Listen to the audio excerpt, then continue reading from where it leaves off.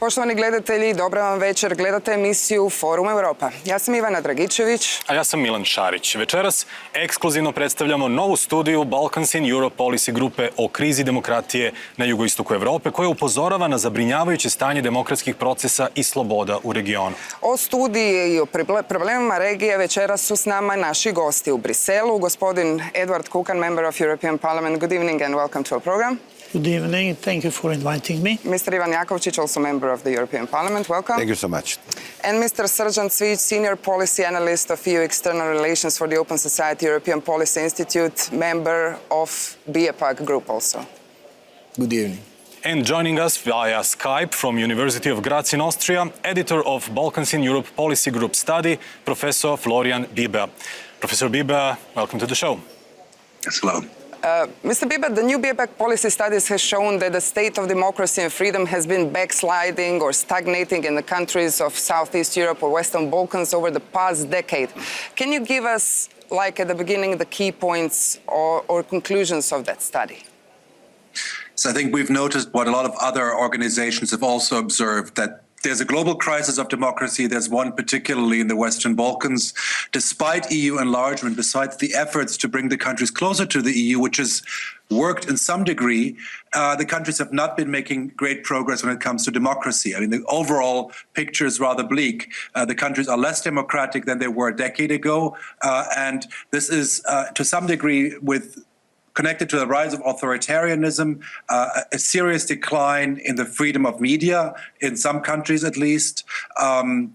The opposition is very weak. A change of government becomes quite difficult. And we saw just a few weeks ago in Macedonia that despite clear election results, it was difficult to have a regular democratic transfer of power. And I think this is not an exception, but rather paints a wider picture of where we stand in the region. And this is something which is quite worrying, that EU enlargement, as it's been going for the last decade, doesn't seem to work in ensuring that the countries become more liberal, more stable democracies ready to join the EU.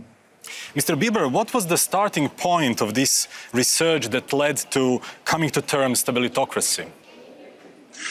Well, we've observed the crisis of democracy through our research over the years, ever since we began as a group 3 years ago. We noted that the enlargement process doesn't seem to deliver the quick transformation people were hoping back in Thessaloniki more than a decade ago. Only Croatia has managed to join the European Union, and many countries haven't even been ready to start negotiations. So that was very clear. And then we've observed, as many others have, the crisis in Macedonia unfolding, but also similar tendencies in Serbia, in Bosnia and Herzegovina, in Montenegro, Kosovo and Albania as well to a lesser degree. And so we said, let's take a broad comparative look. Let's look at the state of democracy.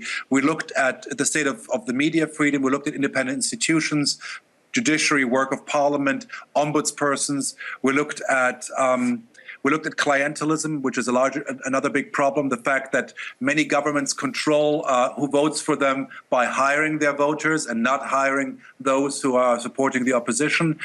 So there's a rather complex picture in mechanisms which governments use to stay in power, and those are all in disregard to basic democratic rules, and that seriously distorts the democracy in the region. The question for Mr. Kukan and Mr. Jakovčić: does EU understand the seriousness maybe of the situation and the importance? We saw the tour of Ms. Mogherini recently throughout the region. We saw some conclusions on one of the last EU Council summits, but basically, what are other mechanisms to pursue the state of democracy in the region aside of EU enlargement process, which will basically not continue during the Juncker's Commission?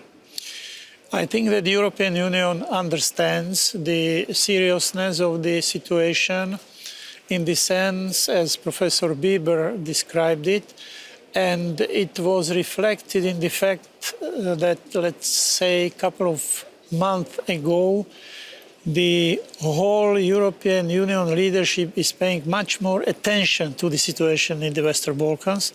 That's good, but that is the first step.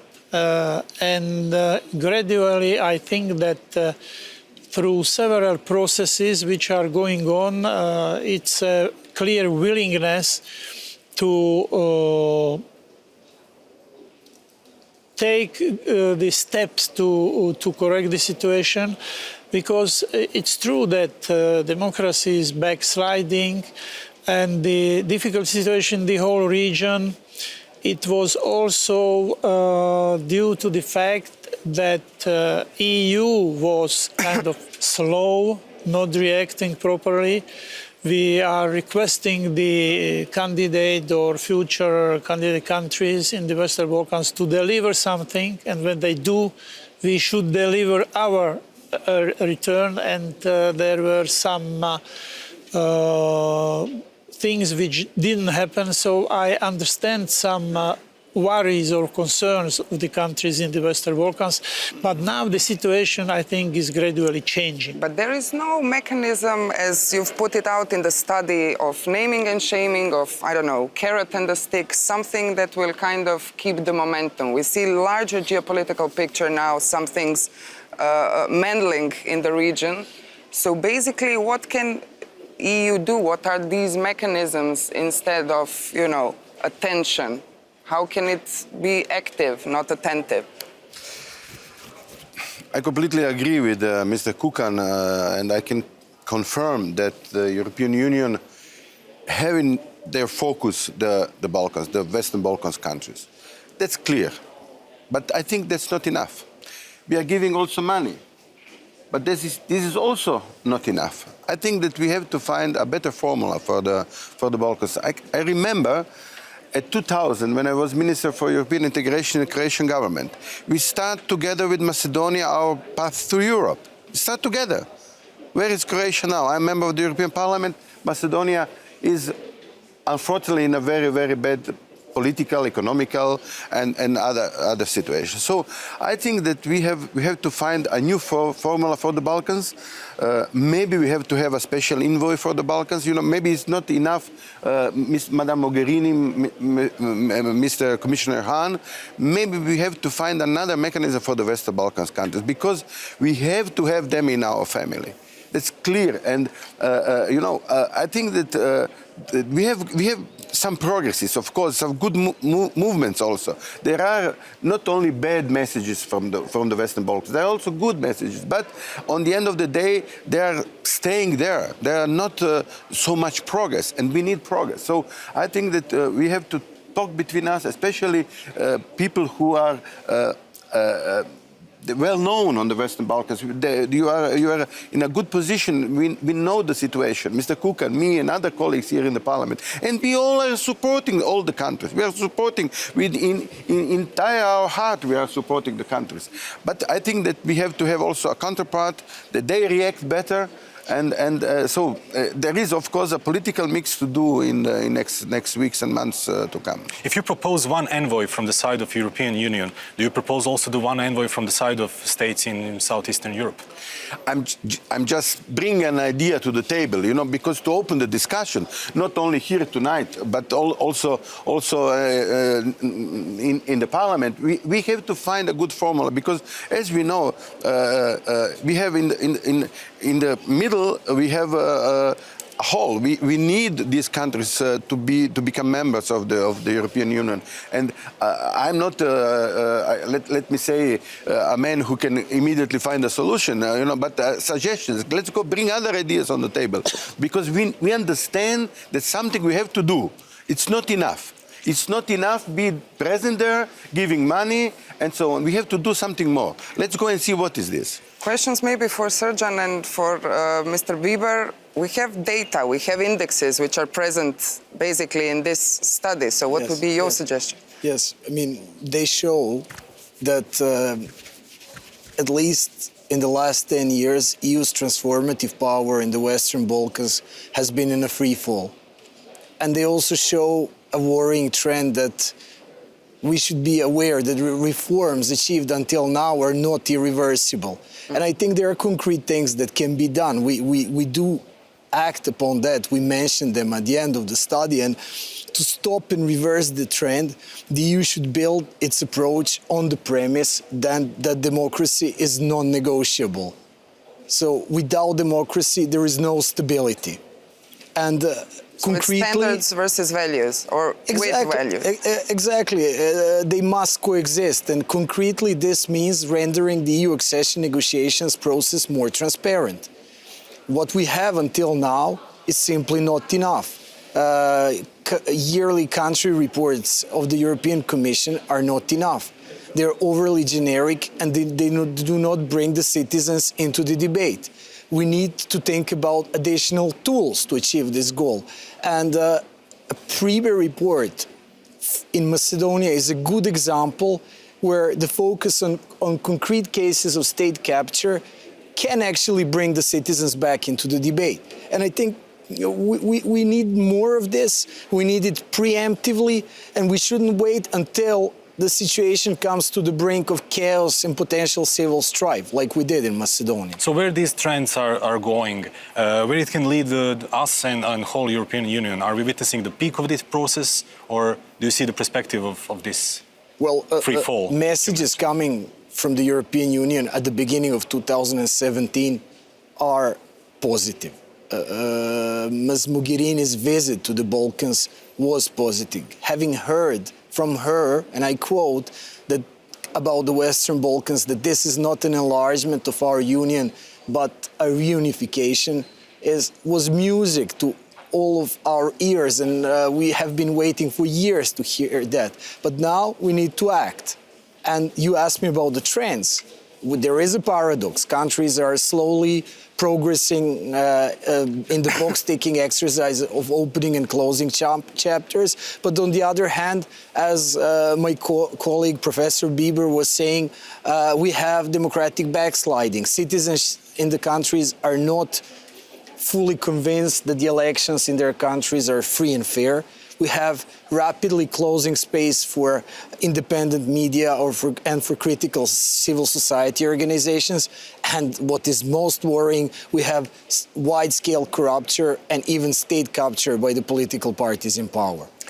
Before we continue, I suggest that we listen to German's President Steinmeier's message to the region that he delivered while being a special guest on Brdo Brijuni summit in Slovenia, together with Croatian President Grabar-Kitarović and Slovenian President Pahor.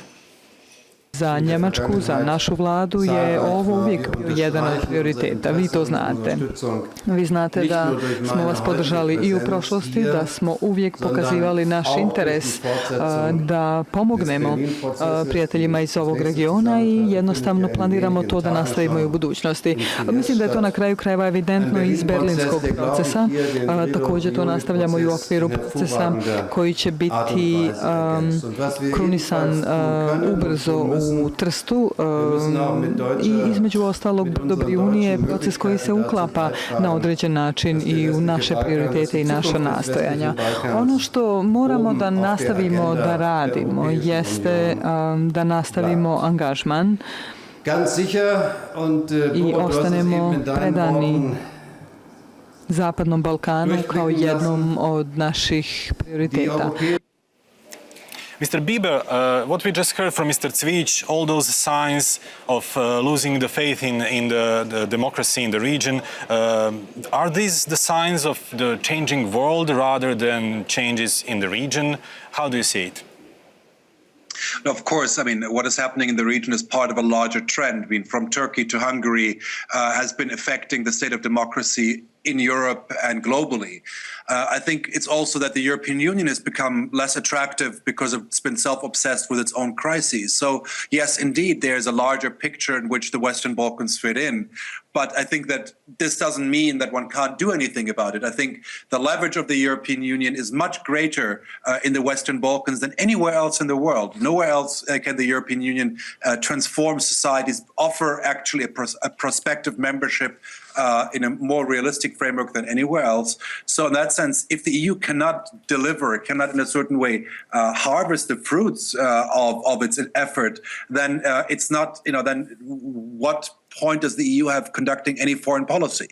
Any policy beyond its own membership. So in that sense, I think the Western Balkans is a test case of how the European Union and its member states, again, we saw the German president again, so we see the role and the importance of individual member states to move this process forward and to say, well, we can deliver. I mean, there is a crisis, but we can overcome it. And I think we're too much talking always about the crises as an excuse to some degree to not move forward. And I think there is space to develop new ideas and also to see that maybe what the EU has been offering was not enough. It needs to be thinking also about, of course, how to ensure democracy among its members. So in the past, it was always we have to make sure that countries are stable, self-sustaining democracies so they can join. But now we realize they need to be also ensured that they maintain that once they're in. So in that sense, the EU needs new answers for the challenges than the ones it had in the past. Mr. Kukan, EPP as the largest political group in the European Parliament, in the conclusions of its summit in March in Malta, put high on the agenda and its conclusions the situation in Western Balkans. It said that EU enlargement policy was one of the most successful European policies, and these conclusions emphasized that implementation of rule of law and independent judiciary plus fight against corruption are the key things to tackle in this region. You also hosted last week here in the Parliament one conference, EPP conference on the region. So basically, does EPP in a way feel responsible for keeping in power its members or friends, as Mr. Gruevski for a long time, which basically with its actions failed in shaping democracy standards in his country? Well, I would like to start to build on some optimistic notes in the words of Professor Bieber.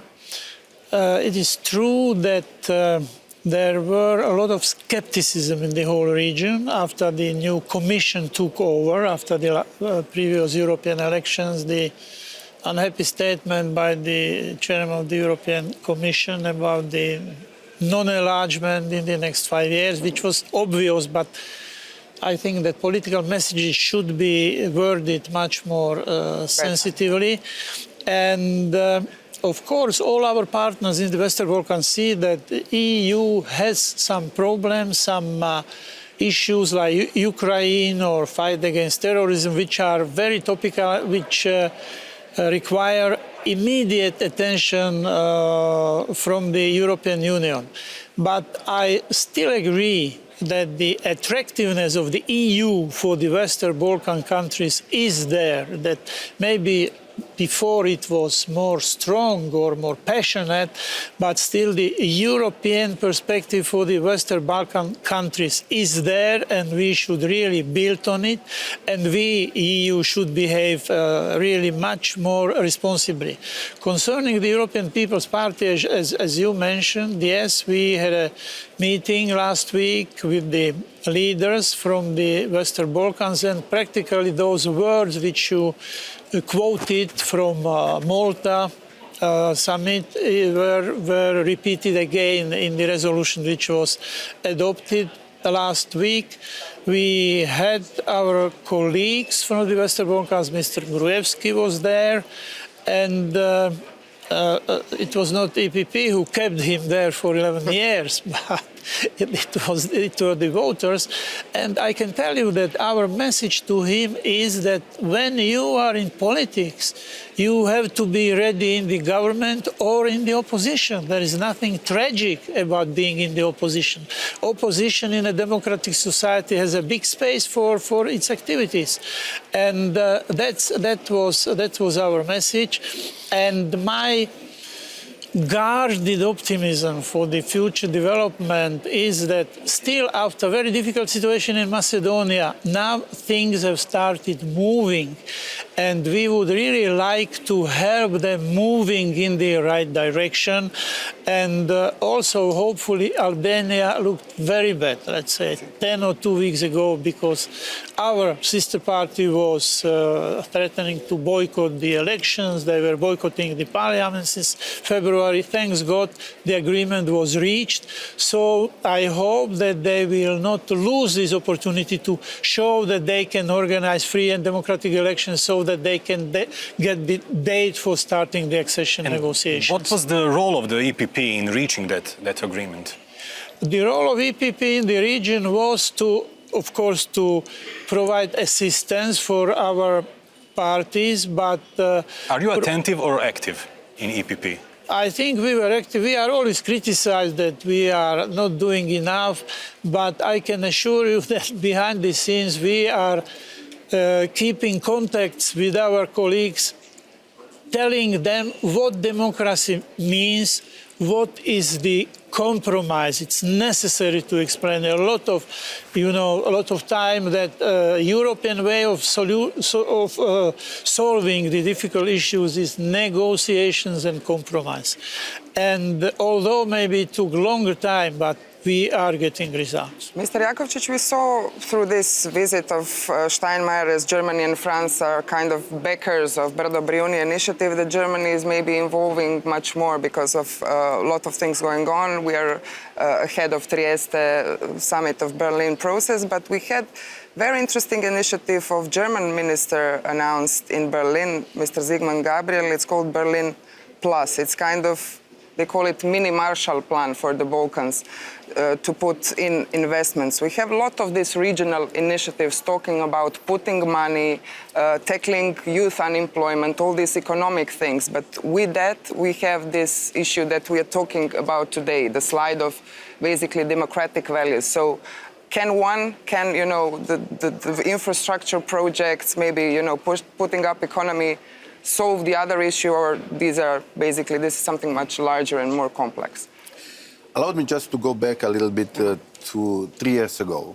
When you said unhappy, I think a very bad message came to the region. No enlargement. We understand the message, but the message was not for the Balkans. The message was for the European Union citizens, practically, to be very clear. So this message was really a shock for all of us, because you need optimism, you need something, you need a carrot, and today still for the citizens of all the countries on the Western Balkans, European Union is a carrot. It's something where we want to come. They want to come, and I think that we have to provide every help to convince them to go to the parliament as you did, or to participate on the elections, or to understand that this border issue between Kosovo and Montenegro can't be a border issue. We have to find another logic, not a border issue with a NATO country. What will do Kosovo with a NATO country today? Montenegro is a NATO country. So let's go and talk about this. And then, of course, on top of the political ideas, political agreements, democracy, values, we have to do something. Okay, we can say a Marshall Plan for the Balkans. We need investment there. We need to really, as a European country. Who will invest after all these years when you have problems with judiciary, with corruption, which are untackled, basically, and that is the main reason why many of these big or small or any investors from so-called, civilized Western world will not come to the region. That's always an issue. Yeah, that's all. That's true. So one goes with another. That's true. But investment in all these countries. I know many companies are working there, are trying to invest, or they are investing. I think the problem is also, of course, on the other side. It's not only the European Union. It's, of course, also on the other side. Mr. Bieber a little bit criticized the European Union, let me say, that we are not doing enough here. But I have to tell you, we are really doing everything what we can, I think. Always in the parliament, we spoke about the Western Balkans countries and what we have to do with them. So coming to this, of course, the problem of the corruption is there. Huh? We see now, especially in Kosovo, it's tragedy. We have to say this. So there are many issues which are not positive. But from the other hand, I personally think that we can see a little bit of movement every day. In Montenegro, probably the future, the first new entry in the European Union, the opposition are not happy. Djukanovic is, I don't know where, it's here or in power and so on. But Montenegro fulfills some important things. So now it's became a member of NATO. Tomorrow will be probably the next member of the European Union. So I think that we have also to see and encourage the positive processes. Not tomorrow. Not tomorrow morning, maybe not, but you know. Mr. Cvic, what just Mr. Jakovčić said about 3 years ago, saying no enlargement was the message not for the Southeastern Europe, but for the European Union itself. So on the one side, we have these two-sided messages, one for internal use and one for the external. And on the other side, in the Balkans, we see flammable rhetoric most recently, and the European Union tolerates it as something for the internal use before the election, etc., and pays only attention on what is said in Brussels. So how do you see this two-sided approach, how it impacts democracy itself? Well, you know, I would like to echo the words of Mr. Jakovčić and Mr. Kukan here. I think it's important. You mentioned before the Berlin process, all these new positive messages. I don't want to talk about 3 years ago or what happened then. That was probably, as described, a moment in time, served for internal political consumption in the member state without really fully understanding what the voters in the member states actually think about the enlargement to the Western Balkans, because we ascribed to the EU enlargement fatigue, so-called fatigue, many things, and it's not necessarily the case that they're true. So I think we should be careful about creating false expectations. Let's go back almost 20 years ago, when the Stability Pact for Southeastern Europe was created. And then as well, we had the same Marshall Plan for the Western Balkans. It was many good things. I used to work there, actually, but it was definitely not the Marshall Plan for the Western Balkans. So we should be cautious. Today's headlines were that, what you said, in the region, mini Marshall Plan. Let's see. Let's hope it will be that, but I have my doubts about that. And how do you see the first reactions, for example, from Serbia? We heard the Minister of Foreign Affairs, Mr. Dačić, saying don't want this to be a substitute for membership, don't want EU not to become a mirage for candidate countries. Is it surprising that this new German initiative is not more welcome? No, it's not surprising, and I would also, I totally think that that there is no alternative for the EU accession negotiations and the EU enlargement process. This is what we have, and this is what we will have until the membership of these countries.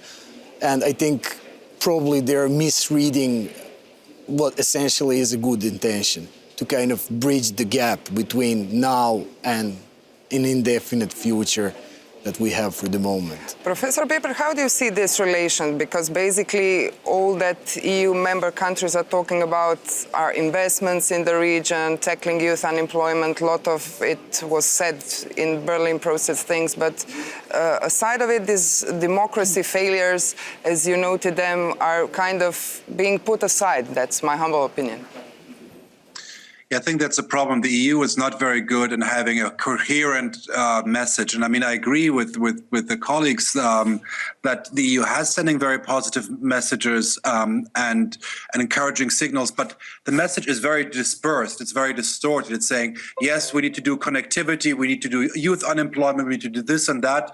And it's kind of not directed enough. And I think that allows leaders in the region sometimes to pick and choose whatever suits their own messages and not to be critical enough. I mean, you know, there's the well-known survey in Serbia that most people in Serbia think that Russia is by far the biggest investor and you know, money, a source of resources, and not the European Union in many of its member states. And why is this so? Because the EU is not on message. It's not a coherent message sender. And it's about not just investment, it's about democracy, and it's about saying that why should we, you know, it's no use building highways if we know half of the money is going to disappear in the pockets of some politicians who are corrupt. I mean, again, we have to be very clear, and I think the EU is not doing it enough. And I mean, the crisis we've seen in recent months in Macedonia and Albania, you know, at the end of the day, who solved them? It was the Deputy Assistant Secretary of State of the United States, Hoyt who did that, and not Federica Mogherini, not Johannes Hahn. And this is, you know, it's in fact,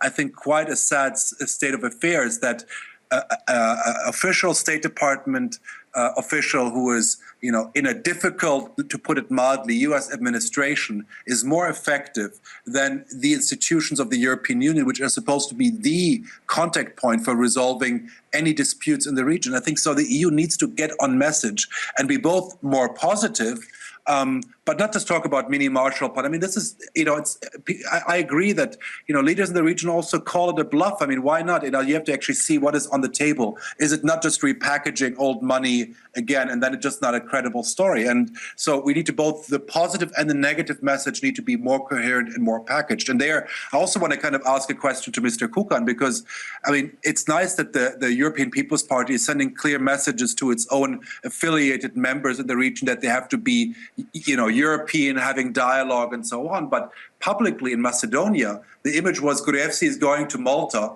to, get support from his fellow parties. I mean, he gets electoral support from the foreign minister of Austria in campaigns, who is a member of the and sells it as a member support of the European People's Party. I mean, leaders in the region sell it to their electorate, saying we have the backing of our friends in the European Union, and this is a problem, because that makes it very hard for opposition to criticize them not on ideological grounds, but on grounds of lack of democracy. So I think we need to be blunter. The European People's Party, the Social Democrats, the institutions need to have a single, coherent, and much more direct message than they've had in the past. And the EPP in its own ranks has Mr. Orban, who was the problem child for the European Union itself. Yes, for the sake and not the example of basically some European values asked lively from Western discussion, Balkans. I will oppose to some things which were mentioned by Professor Bieber. It's true that the most decisive role played in Albania to get the agreement was done by Mr. Brian Hoyt-Yee. That's true, but it's not the case everywhere. In Albania, in Kosovo, let's admit the position of the United States is very strong. Let's look at it realistically. But I talked to many Albanians, for example, and they understood and appreciated the role which EU was doing there. And concerning the EPP's role, you may be right, but there are 28 members of the European Union, and Mr. Orban or Mr. Austrian Foreign Minister and one else, I think, from Slovenia, they were supporting very clearly the VUMRO before the elections, but that was not the position of the EPP. So let's differentiate a little bit about that. As I've mentioned, the situation in Hungary and in Poland, which had its internal effects on EU as such, I have to mention Croatia as well. We also have some difficulties in some democratic processes, and now we are witnessing again probably the new elections in our country. So basically, how do you see it as we are the newest EU member? Croatia is a very good example of democracy. Mm-hmm. We have 3 elections probably in 2 years. Democracy. So I'm not happy with that. But don't exaggerate. But probably we are going to have elections now in 2-3 months. But concerning some democratic values, for the first time after a long time, we had, for example, in the State Department's report on human rights, we had, something in Croatia emphasized. We had State Departments. Yeah, of course. But please, let's go and talk about the role of the European Union. I understand what Mr. Bieber are talking about the role of United States of America. Of course, America is an important country, and like also we have influence of Russia or Turkey in the Balkans. We have the influence of USA. But on the end of the day, Macedonia will come to the European Union. It will be not another state of the United States of America. So I think that the role of our colleagues from our parliament, I remember, I will not say the name now, it's not so important, the names of the colleagues, but they spend a lot of time in Macedonia to convince all these colleagues how to really to work. And this is not publicly known. Nobody are talking about our colleagues, what the job of our parliamentarians was in Macedonia. So I think that the role of Mogherini, European Parliament, and Han is probably the most important role, and we can't avoid the influence of other countries, especially United States, because this helps us, of course. But please don't forget that they will come to the European Union, and they know that they have to respect the values of the European Union. And if the enthusiasm for EU differs from country to country, is there any time and space for the fine-tuning from the Brussels of that carrot for each of the concerning states? Yeah, there is a direct correlation between the two things. Let's talk about Serbia, for example.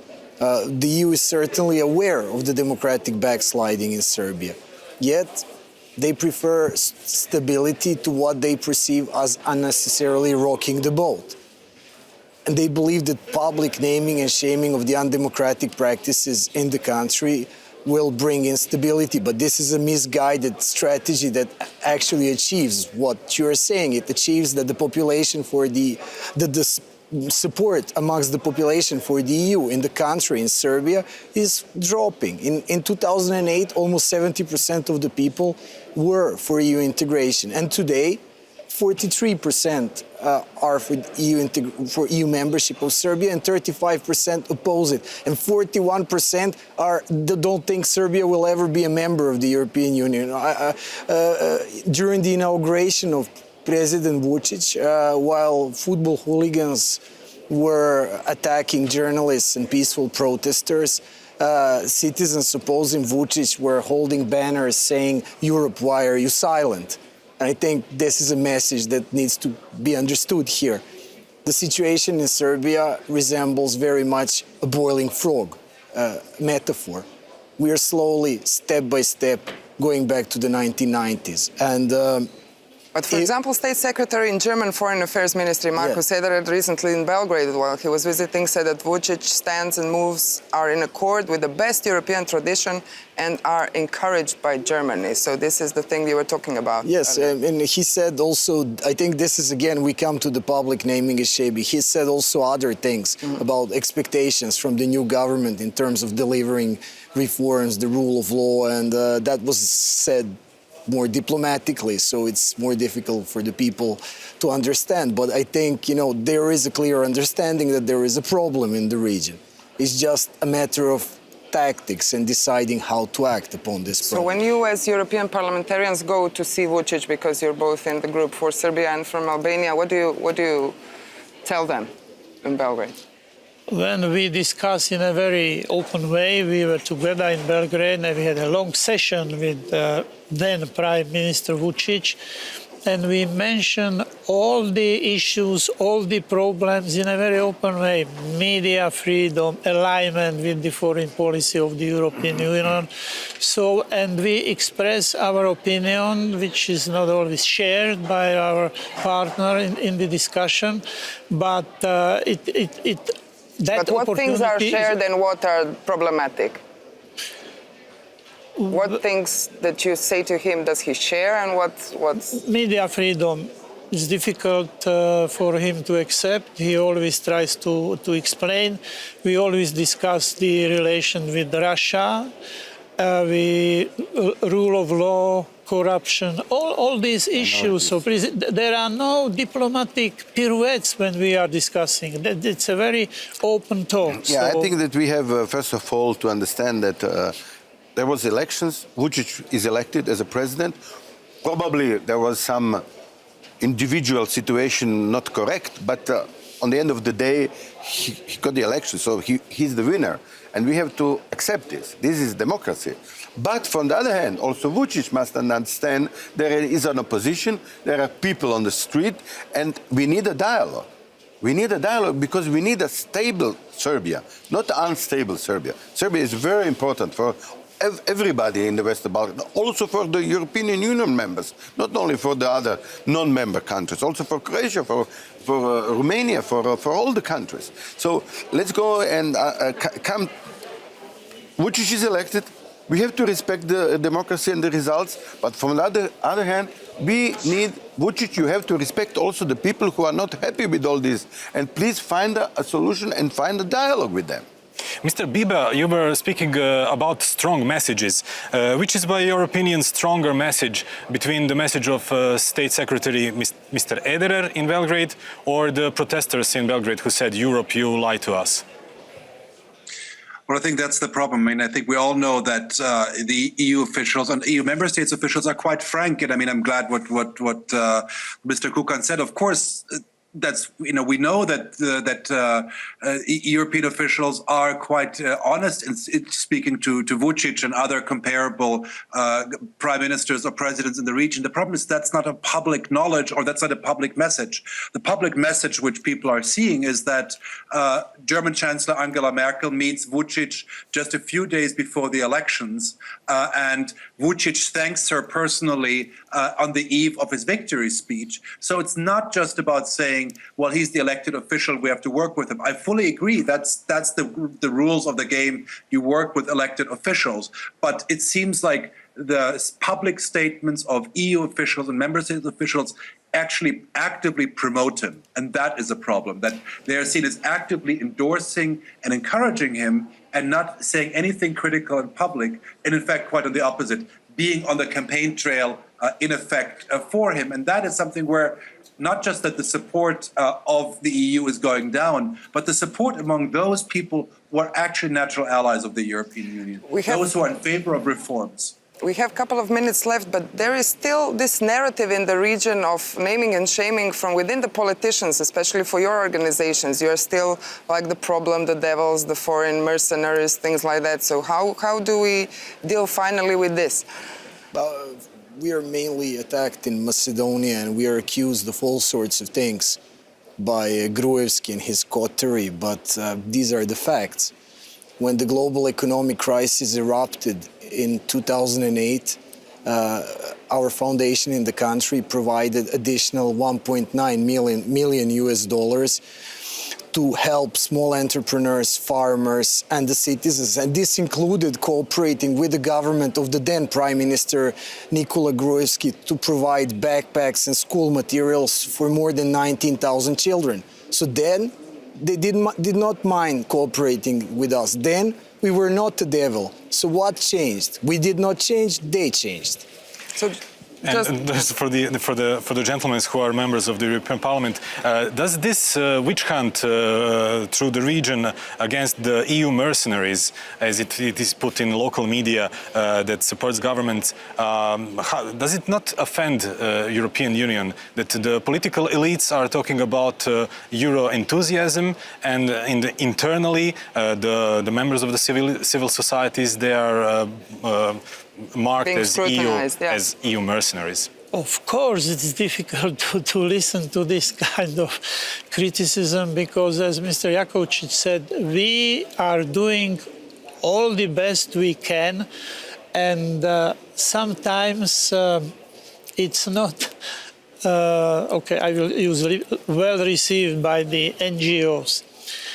I don't want to look as an undemocratic man, but I don't think that the situation in life is that NGOs are angels and government are devils. No, I don't believe it. We have to be objective. I met many NGOs and I had a very tough discussion with them because they thought that they are champions of the world and they know everything the best. So I would look at the NGOs equally objectively. We always support them, we always meet them. And when you hear the things which you mentioned, the witch hunt, and we are, I don't know what kind of people, sometimes I really got angry, because if they would be right, then we don't have anything to do in the European Parliament. So maybe we are doing our best. Yeah. We have 1 minute. Okay. No, 1 minute. Without the NGOs, there is not a health society. We know this. But from the other hand, if somebody are accusing us because we are helping NGOs and the governments, then something is wrong. Something is wrong. And maybe just one last question to Mr. Bieber. Is geopolitics of today, because everyone said we have to focus again on this region because of larger things evolving, is this geopolitics and maybe relations between Russia and the United States and the state of European Union as such will be the angel or the devil for Western Balkans? I think the best is to focus on democracy and EU integration. That's the best medicine against the return of geopolitics. The risk is otherwise that we focus too much on how to stem Russian influence, and these discussions, I think they're not very helpful, because then we again support stabilitocracy and strong men rather than strong institutions and democratic processes. Thank you all very much for being our guest tonight. Thank you. Poštovani gledatelji, pratili ste emisiju Forum Europa N1 televizije. Hvala vam što ste bili s nama.